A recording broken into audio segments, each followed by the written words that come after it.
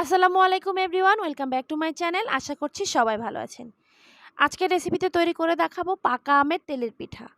এই পাকা আমের তেলের পিঠার রেসিপি শুরুর আগে বলছি, যারা এখনও আমার চ্যানেলটিকে সাবস্ক্রাইব করেননি, আমার চ্যানেলটিকে সাবস্ক্রাইব করে দিবেন। পাশে থাকা বেল আইকনটিতে ক্লিক করে দিবেন, যাতে আমি কোনো ভিডিও আপলোড দেওয়ার সাথে সাথে আপনারা পেয়ে যান নোটিফিকেশানে।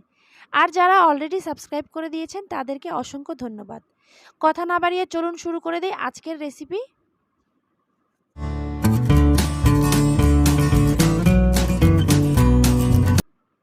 আমি পিঠা তৈরির জন্য কিছু পাকা আম নিয়ে নিয়েছি। চেষ্টা করবেন আমগুলো যাতে একদম নরম হয়, এই টাইপের কিছু পাকা আম নিয়ে নেবেন। এই আমগুলোকে আমি এখন ভালো করে রস বের করে নেব।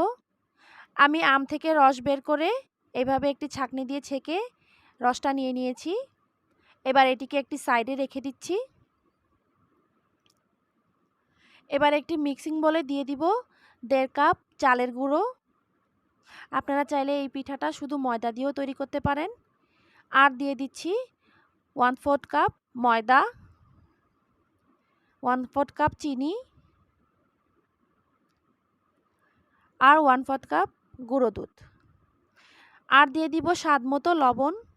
এবার সবগুলো উপকরণ আমি একটি হ্যান্ড হুইস্ক দিয়ে ভালো করে একসাথে মিশিয়ে নিচ্ছি। সব কিছু একসাথে মিশিয়ে আমি আগে থেকে যে আমের রসটা তৈরি করে রেখেছিলাম, সে আমের রসটা একটু একটু করে দিয়ে একটা স্মুথ ব্যাটার তৈরি করে নিব।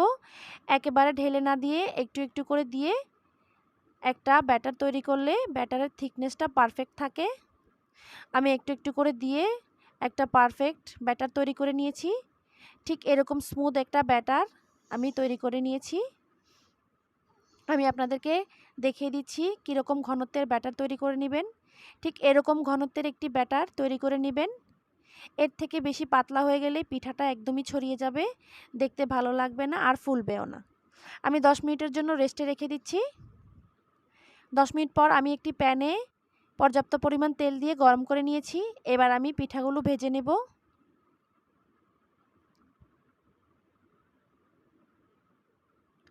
আমি এইভাবে একটু একটু করে ব্যাটার দিয়ে ছোট ছোট সাইজের পিঠা তৈরি করে নিচ্ছি। আমি পিঠার একটা সাইড হয়ে গেছে, আরেকটা সাইড এভাবে উল্টে দিয়েছি।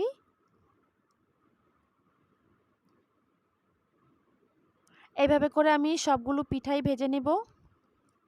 এই পর্যায়ে চুলার আঁচটা একদমই লো হিটে করে রাখবেন, নয়তোবা পিঠাগুলো নিচ থেকে পুড়ে যাবে আর ভেতর থেকে কাঁচা রয়ে যাবে।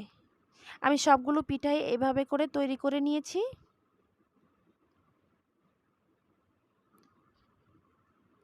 কেমন হলো আমার রেসিপিটি অবশ্যই কমেন্ট করে জানাবেন। আমরা সব সময় তালের রসের পিঠা বা কাঁঠালের রসেরও পিঠা খেয়েছি, কিন্তু আমের রসের পিঠা এটা খেতে খুবই মজাদার। আপনারা অবশ্যই ট্রাই করবেন। ভালো লাগলে আমার চ্যানেলটিকে সাবস্ক্রাইব করে দিবেন,